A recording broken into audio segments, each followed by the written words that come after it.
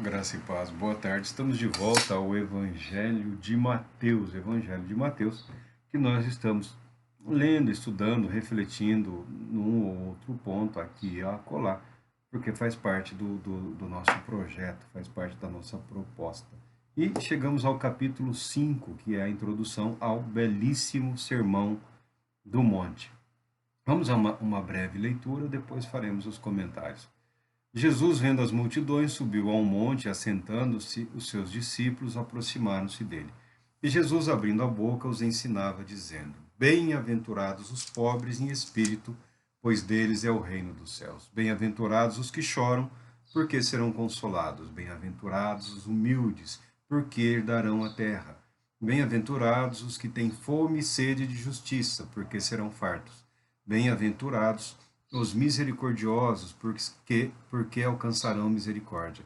Bem-aventurados os limpos de coração, porque verão a Deus. Bem-aventurados os pacificadores, porque serão chamados filhos de Deus.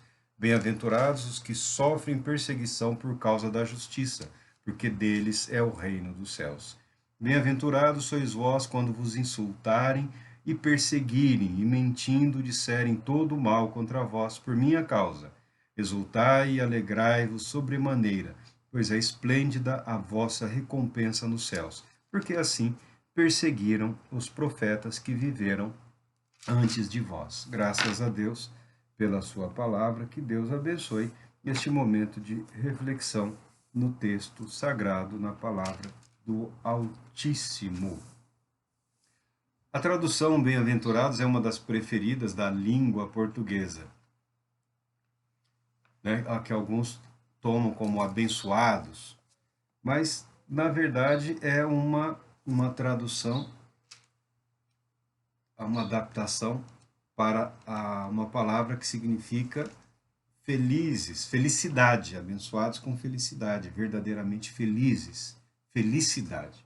O mundo de hoje, a sociedade dos nossos dias, clama desesperadamente por felicidade. As pessoas anseiam por esse estado de espírito.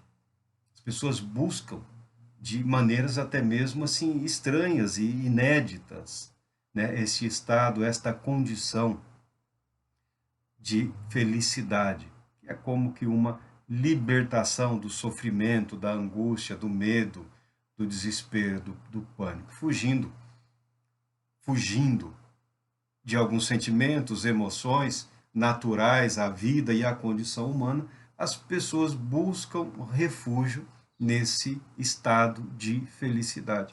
Jesus Cristo nunca negou, em nenhum momento negou, que é possível ao ser humano ser feliz.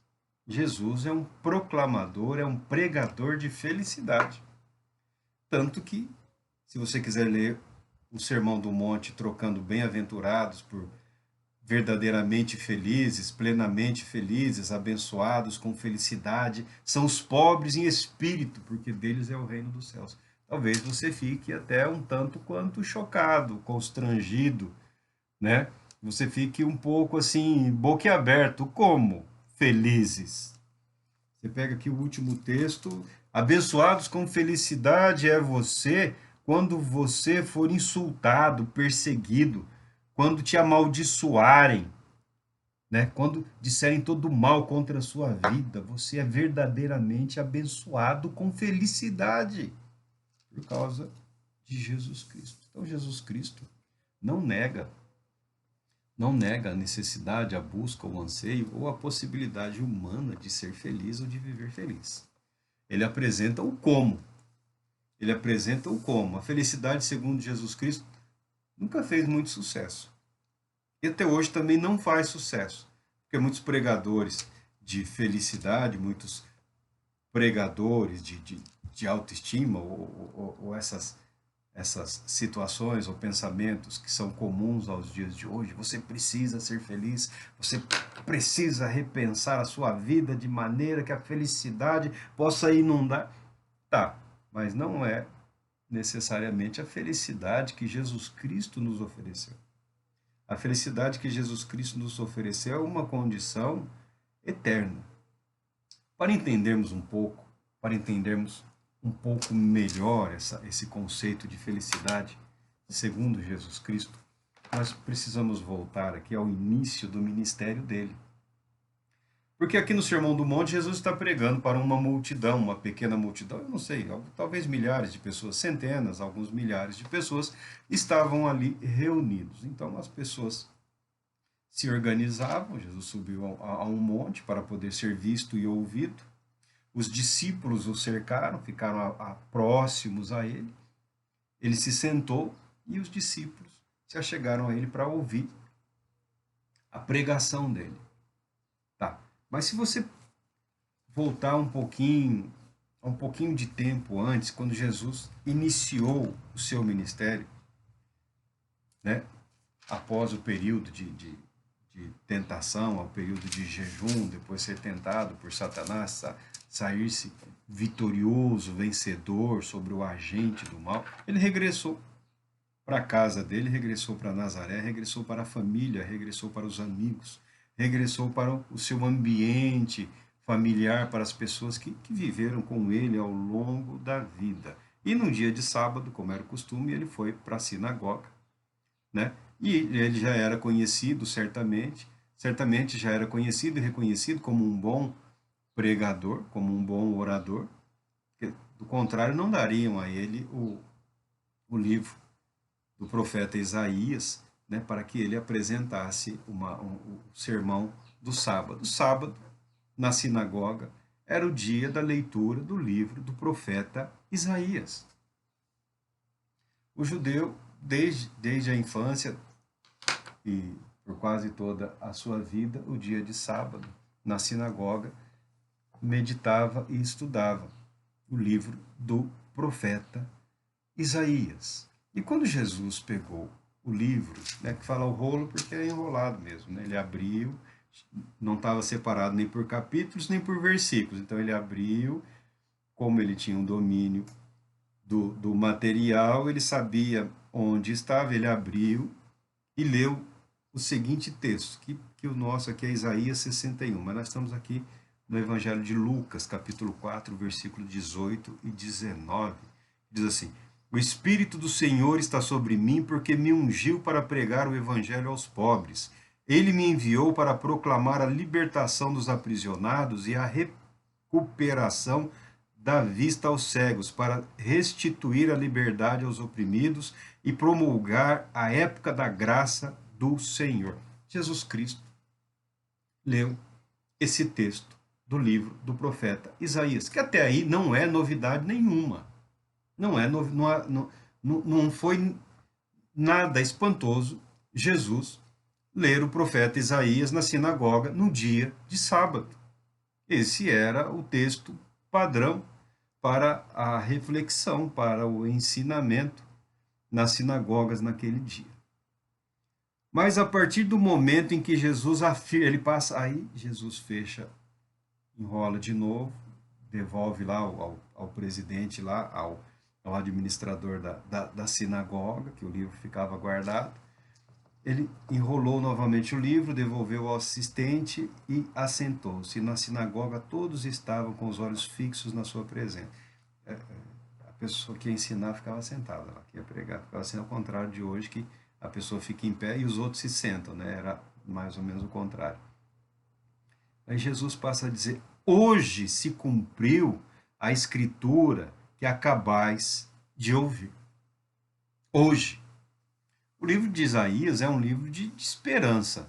É um livro que fala de um futuro redimido, de um reino restaurado, de um rei justo, de um rei santo, de um rei perfeito, de um príncipe da paz, de um reino de paz, de um reino de alegria, de um reino de vida farta, de um reino de bênçãos de Deus sobre a terra, Deus reinando sobre os homens, Deus restaurando vidas. É um livro de fé, é um livro de esperança, é um livro de expectativa em relação ao cumprimento das promessas de Deus. As palavras do profeta Isaías eram muito vivas na mente e na consciência do povo judeu. As expectativas, a ansiedade, o desejo, né?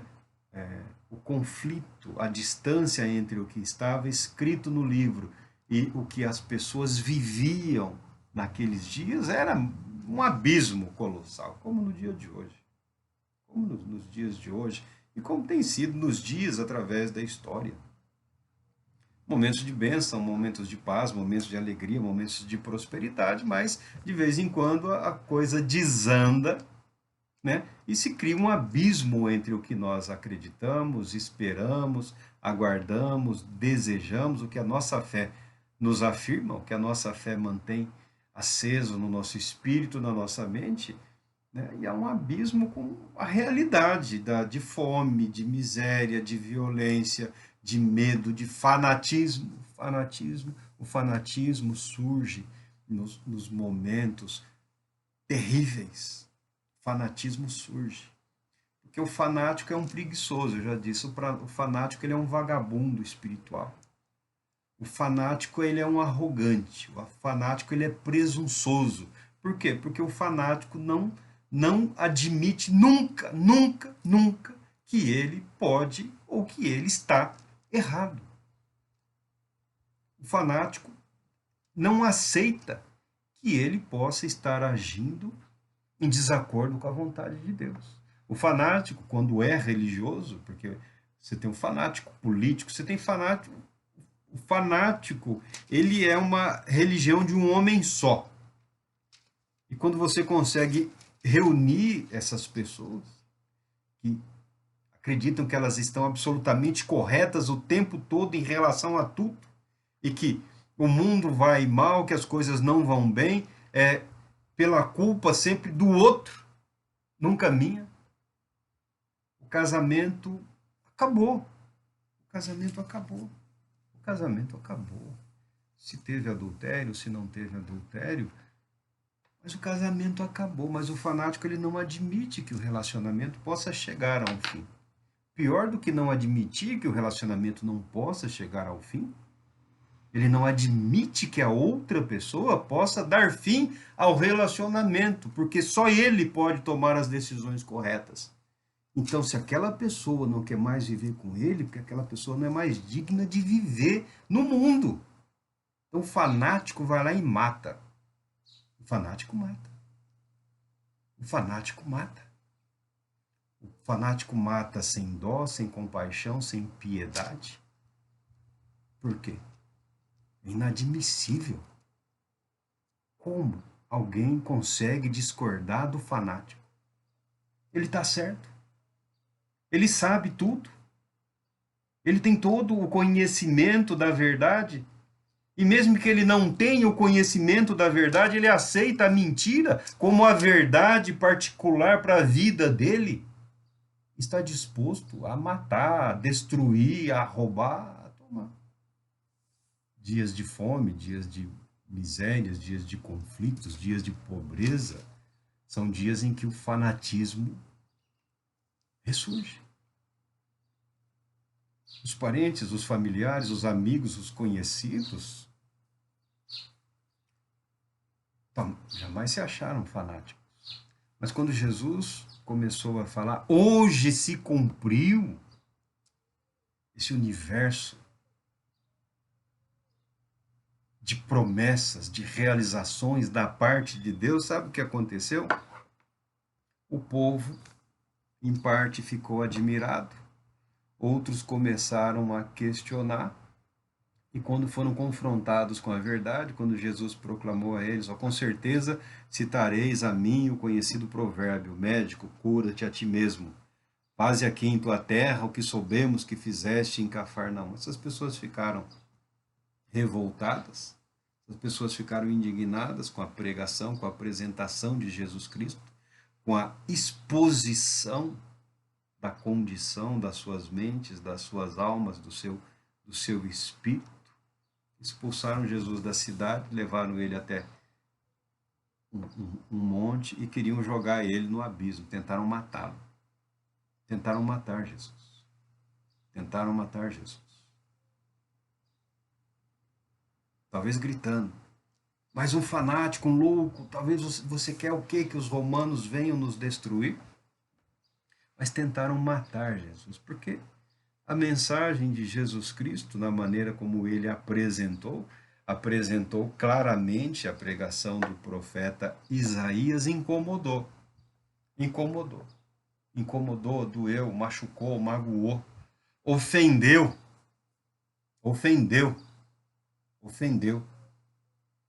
Quando Jesus mostra a condição da verdadeira espiritualidade, da condição da consciência religiosa e espiritual do povo, ele criou um choque na vida, na mente daquelas pessoas. E não se dispuseram eles, pelo menos naquele momento, ou pelo menos por algum tempo, a refletirem sobre a possibilidade de que Jesus poderia estar certo. Ninguém quis admitir que Jesus poderia estar dizendo a verdade. Não quiseram aceitar de que parte da responsabilidade era deles. Que a maneira como eles estavam vivendo e interpretando os ensinos, eles, não como indivíduos, mas como povo, como sociedade, como nação, estava afastado da vontade de Deus, do projeto de Deus, do modelo de Deus. Eles rejeitaram a mais bela pregação do Evangelho, a mais poderosa exposição do amor salvador de Deus em Cristo Jesus. Eles rejeitaram absolutamente tudo aquilo pelo que eles aguardavam, porque a maneira como lhes foi apresentado não lhes convinha, não é esse o que nós queremos. Ele parece com a gente, ele é dos nossos, a mãe, os irmãos, a família. Ele é daqui, ele viveu aqui, como é possível ser esse, o aguardado, o príncipe da paz? Não pode ser esse Jesus, não pode, nós não queremos você. Você não tem o direito de se apresentar assim para nós. O que nós aguardamos é de outra maneira, de outro jeito. Haver uma outra perspectiva. Para que nós possamos compreender, então, essa apresentação de Jesus Cristo sobre bem-aventurados, verdadeiramente felizes, plenamente felizes, abençoados com felicidade, com alegria, nós precisamos compreender o ambiente de expectativa de cumprimento da palavra profética na vida do povo judeu, na vida do homem judeu, do jovem, do velho, da mulher. O que povoava as mentes, o que povoava o espírito, qual é a expectativa em relação ao cumprimento das promessas de Deus para a minha vida, para a minha realidade. Quem é o Cristo, como ele vai se apresentar? Eles tinham as expectativas estabelecidas através do tempo em relação a quando viria o Messias, a quem seria o Messias, o Cristo, o ungido, quem seria, como seria, de onde viria, muito embora a palavra de Deus tenha ensinamentos claros. A expectativa era de um poderoso guerreiro que destruiria os inimigos e estabeleceria o reino eterno. Não é necessariamente um erro, mas é uma parte muito conveniente da verdade. É uma parte conveniente da verdade revelada na palavra de Deus. E nisso não adianta querermos jogar pedra nos judeus, muito menos tacar pedras nos judeus de 2000 anos atrás, na miserável Palestina. E ainda, principalmente, na Galileia, que era uma região mais sofrida ainda. Não adianta lançar pedras. Porque nós temos também a nossa concepção, as nossas ideias, as nossas visões peculiares de quem é o nosso Senhor e Cristo, o nosso Salvador Jesus. Nós temos. E se você pegar os grupos religiosos, se você pegar as fés cristãs, as várias cristandades, os vários modelos vigentes hoje de cristianismos, né? De grupo religioso que se formou em decorrente da aceitação de que Jesus é o Cristo, é o Senhor, o Salvador, é o que eu falo, eu falo, eu aprendi, isso nunca mais saiu da minha mente, né? Nós, nós sabemos que a igreja é única, só há uma igreja. Sob a perspectiva de Deus Todo-Poderoso, dos céus, da salvação em Cristo Jesus, é claro que só há uma igreja, porque só há um Senhor, há um só Salvador, há uma eternidade para aqueles que estão em Cristo Jesus. Então a igreja é única, é uma, através da história, através da eternidade. Só há uma igreja, porque só há um Senhor. Fala-se, é muito bonito, a igreja militante, a igreja na terra e a igreja militante, lutando, batalhando pela proclamação da fé, do evangelho, lutando contra os inimigos do reino de Deus. Isso é tudo muito bonito, lindo, verdadeiro, mas é a verdade conveniente, é uma parte da verdade, é uma visão de algo muito maior, mais amplo, mais complexo, mais dinâmico, sobre o qual nós não temos domínio ou completa compreensão. A igreja dos céus é a igreja triunfante para onde iremos, com Cristo estaremos. É claro que é. É claro que é. A igreja no céu ela é triunfante, a igreja na terra ela é militante e triunfante, porque Cristo venceu e triunfou aqui.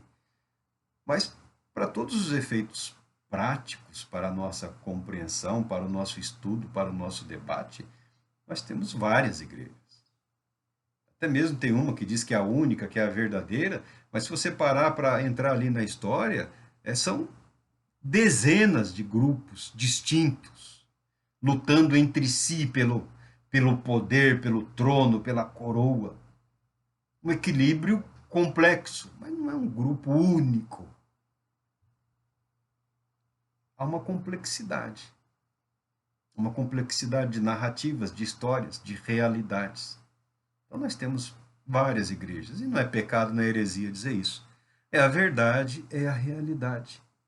Tanto que cada uma apresenta, convenientemente, é claro, uma visão, um conceito, uma ideia de quem é Cristo Jesus e do que ele está, de fato, realmente fazendo agora, neste momento, nesse instante, por nós e através de nós. Tanto que essas visões são conflitantes. Algumas são mais estreitas, outras têm um espectro mais abrangente, outras estão na contramão da história, outros estão em absurdos, em comprometimento doutrinário, e outros lutando pela verdade, não só da doutrina, mas também pela necessidade de aplicar as verdades à própria vida.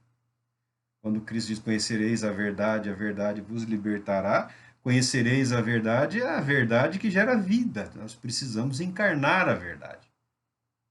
A verdade, o significado, a importância, a relevância dela é quando ela habita em nós, quando ela faz parte do nosso viver, quando ela integra a totalidade do nosso ser, do nosso caráter, das nossas emoções e dos nossos sentimentos. Por isso a mensagem de Jesus Cristo ela é sempre conflitante em algumas maneiras.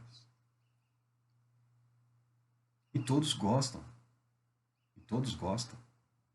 de apresentar Jesus Cristo conforme a si mesmo, conforme o seu próprio grupo, conforme a sua própria etnia, conforme a sua própria peculiaridade, por assim dizer. Né? Hoje, no Ocidente, né? no Ocidente pelo menos por conta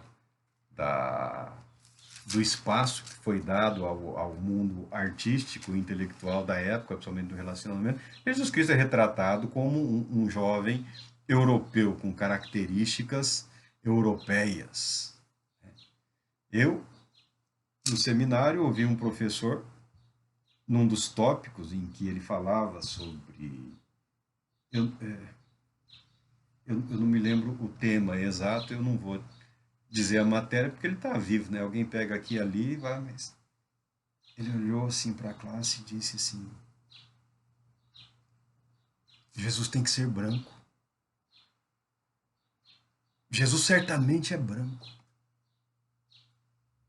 Porque nós brancos somos a maioria. Eu, eu ouvi, todos nós ouvimos, né? Isso faz, Deus do céu, isso faz muito tempo, né?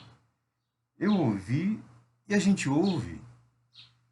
E em muitas ocasiões a gente não quer, não se permite admitir como é verdadeiro uma fala espontânea. Ele estava expressando aquilo. O Cristo dele tem que ser branco, porque ele é branco. A família dele é branca, os amigos dele são brancos. O universo socioeconômico, o ideal político dele é branco. Toda a perspectiva de cultura e de história dele é branca. O Cristo dele tem que ser branco. Porque se não for branco, não se encaixa no mundo que ele construiu na mente dele. Aí você vai para outras regiões do mundo em que se tem uma consolidação da mensagem do Evangelho, a presença da igreja, e você vê que Cristo vai tomando a forma, as características daquele povo, segundo se proclama, segundo se declara, segundo se apresenta.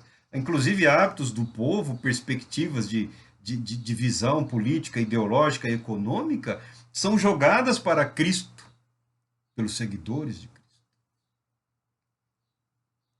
Você, se você pegar outras regiões, você verá que com o passar do tempo as pessoas vão lançando sobre o Senhor e Salvador características que a nós são peculiares, características que para nós são fundamentais para a compreensão da realidade.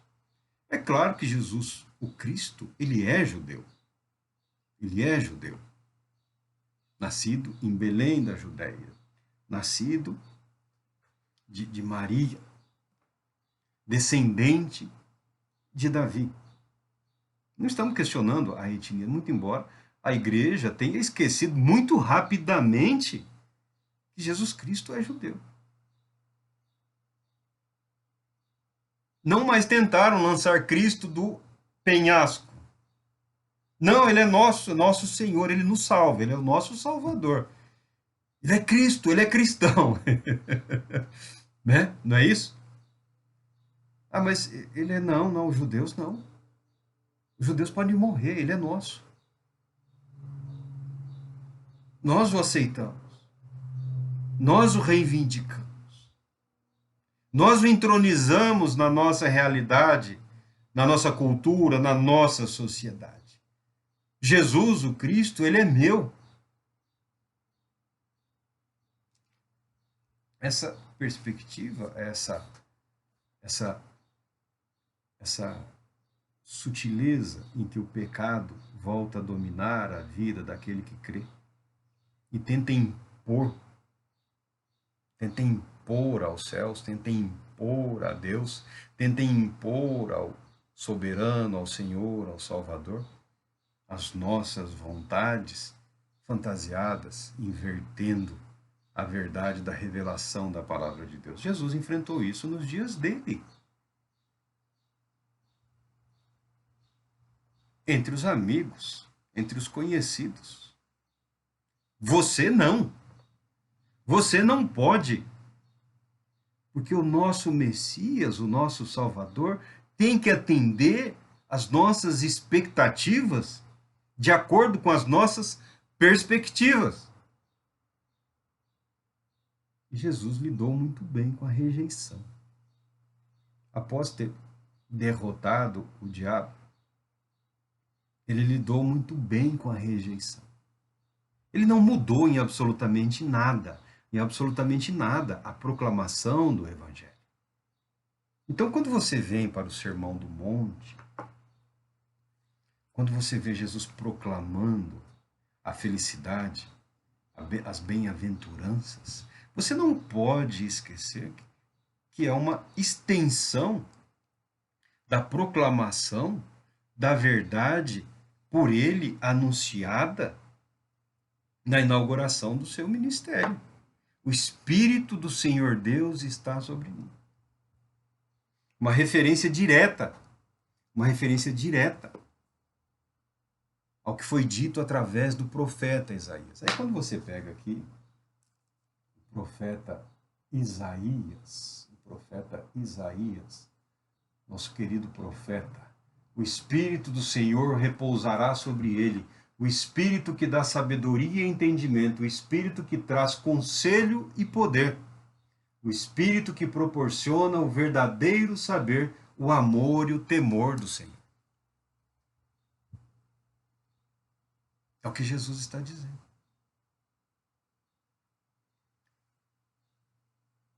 Verdadeiramente felizes, abençoados com felicidades, bem-aventurados os pobres em espírito,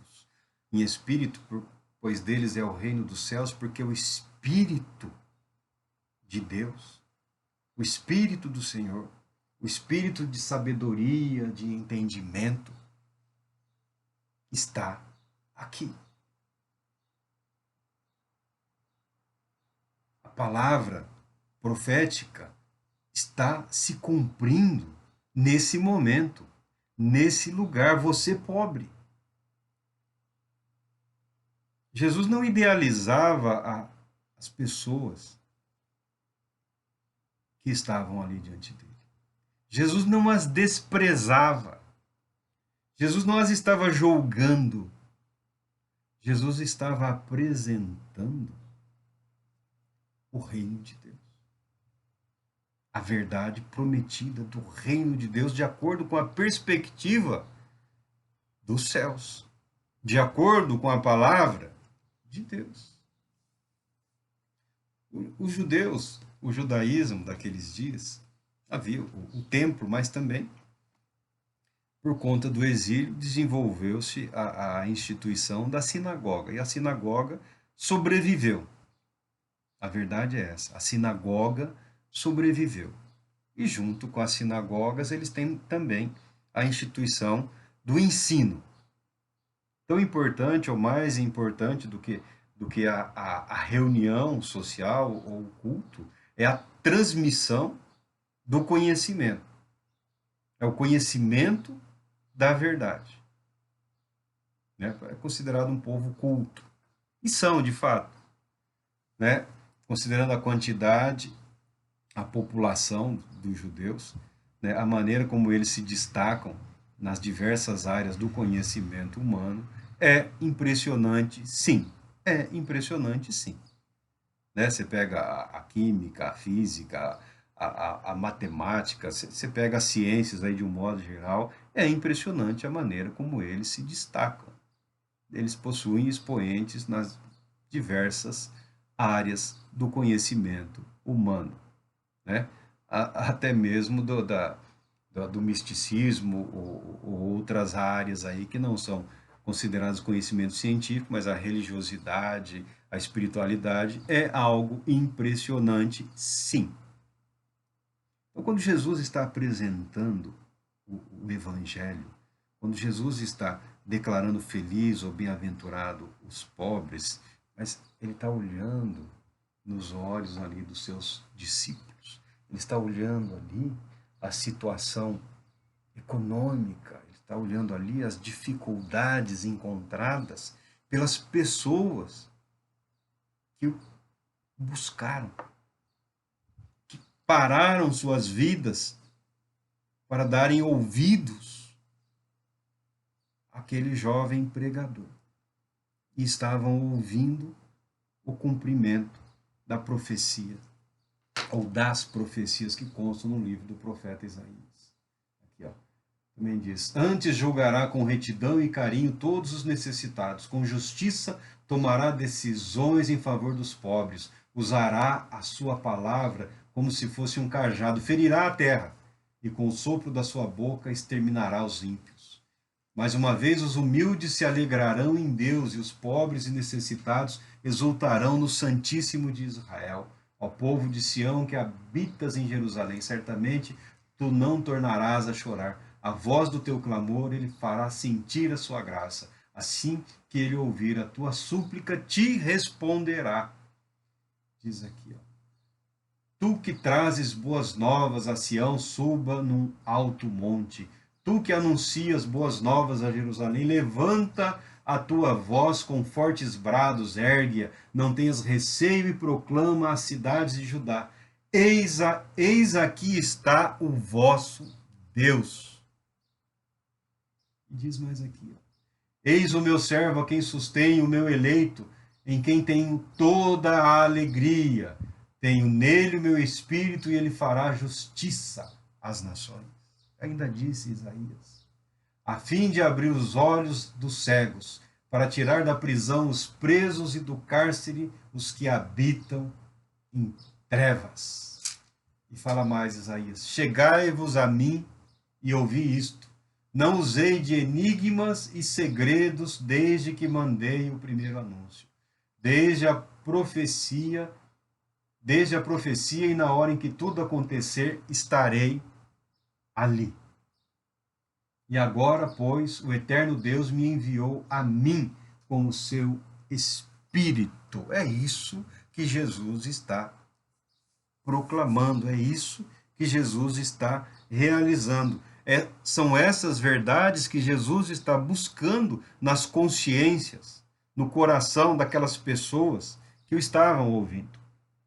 Porque essas sementes foram plantadas através dos anos, das gerações, pelo estudo, pelo conhecimento, pela transmissão da palavra de Deus, da palavra profética. Mas em determinados momentos as pessoas se desviam. Se tornou comum naqueles dias, como nos dias de hoje, as pessoas darem ouvidos a ensinamentos de alguns mestres, de alguns sábios, de alguns eruditos. Criou-se uma estrutura, uma expectativa, uma perspectiva de transmissão da verdade fundamentada em determinados indivíduos, né? Como se fosse assim um discipulado paralelo. Não que fosse essa a intenção, não que seja a intenção hoje das pessoas que ensinam, das pessoas que proclamam. De alguns talvez, mas dos que foram sinceros, não, nunca foi a intenção deles criarem discípulos para si. A verdadeira transmissão, o verdadeiro ensinamento da palavra de Deus tem o objetivo de formar discípulos para Jesus Cristo, de preparar o povo para o reino de Deus, não o reino dos Zeus,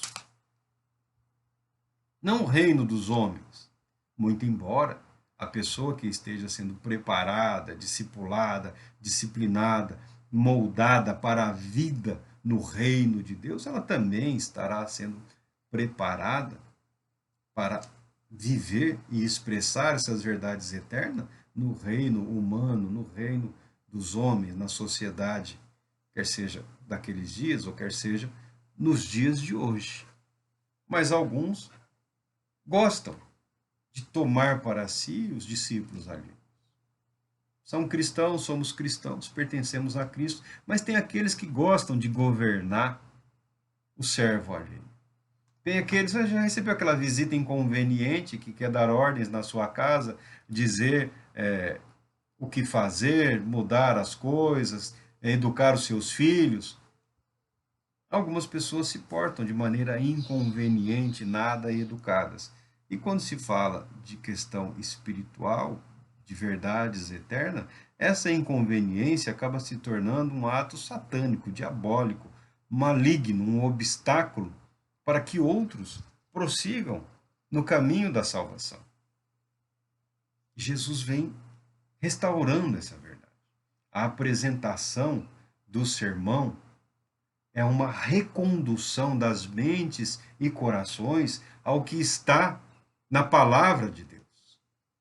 Deus está cumprindo absolutamente tudo que ele prometeu. Não necessariamente como você compreendeu ou entendeu, ou como quis compreender ou entender. Deus está realizando absolutamente tudo que ele se comprometeu a realizar com o objetivo de concluir a obra da salvação, a redenção das nossas almas, a restauração completa do seu reino. É isso que Jesus está dizendo. É isso que Jesus está apresentando. Alguns comentaristas gostam de colocar Jesus contra os rabinos. Alguns comentaristas gostam de colocar Jesus contra os fariseus. Alguns comentaristas gostam de colocar Jesus contra os saduceus ou contra os essênios. Mas quando, na verdade, Jesus está se apresentando em favor da palavra de Deus, da promessa de Deus e do reino de Deus. O embate, o enfrentamento à oposição é consequência natural de estabelecer um caminho que conduz as pessoas à verdade da palavra de Deus. Outros querem estabelecer filtros. Ah, é o reino de Deus, é verdade, é a palavra de Deus, é a verdade, mas através do nosso ministério, estas bênçãos serão plenas, ricamente abundantes, diárias e permanentes na sua vida em todas as ocasiões. Ele não está negando a verdade, ele só está dizendo que ele conhece ali um esquema, né? O jeitinho, como o brasileiro gosta, não, tem um esquema, tem um jeitinho. Ó. Aqui comigo é só bênção. Aqui comigo é só alegria. Aqui comigo você não precisa negar o eu. Aqui comigo você não precisa abandonar a arrogância, o ódio, né? Não, aqui você tá bom, aqui você é 10, aqui você é rei. Aqui você é rei. Aqui você é rei. As pessoas sutilmente não negam a verdade. Não negam a verdade do reino de Deus, não negam a verdade em relação a Deus, não negam a verdade em relação a Cristo Jesus, mas apresentam, às vezes, um caminho que permite a elas exercer um governo, um domínio e retirar lá os seus frutos, ou seja lá o que queiram das pessoas que de fato pertencem a Deus e ao reino de Deus. Jesus restaura o caminho da verdade em relação ao Pai. Jesus retifica o que havia sido entortado. Porque a verdade, às vezes, incomoda. Abençoados com felicidades, os pobres de espírito, porque ele está vendo. Ele está vendo a situação de necessidade, de pobreza, de abandono, de total dependência de Deus. Aquelas pessoas que chegaram ali pensando, meu Deus, tem que ser esse. Nós já fomos em tantos lugares. Nós já ouvimos tantos pregadores. Nós já descemos esse país, nós já subimos esse país, nós já fomos em busca da palavra de Deus. Tem que ser esse, porque nós não aguentamos mais. Tem que ser esse. Bem-aventurados os pobres de espírito, daqueles que reconhecem que em tudo dependem de Deus. Ele olha ali ao povo, bem-aventurados os que choram, porque serão consolados. Por quê? Uma ilustração? Não, é a realidade do desespero, da doença, do abandono, da expectativa da morte, da dificuldade de se encaixar num padrão de realidade que só exige, que só gera morte e nunca gera vida.